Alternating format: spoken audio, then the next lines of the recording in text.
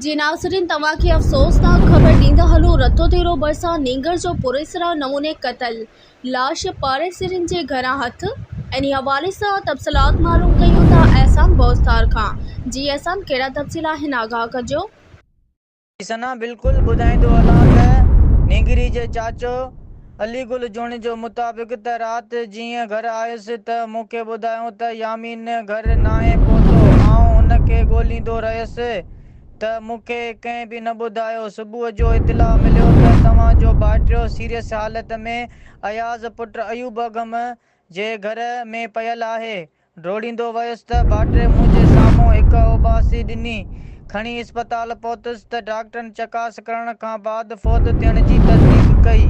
मुंहिंजे भाइटे जे वात ऐं नक मां गज थी अचे। नशो ॾिनो वियो आहे या ॿियो कुझु, उहो डॉक्टर तस्दीक करे ॿुधाईंदा। इतिला मिलण ते DSP रतोदेरो ज़हूर अहमद सूमरो जा गनमैन अस्पताल पहुची विया। जी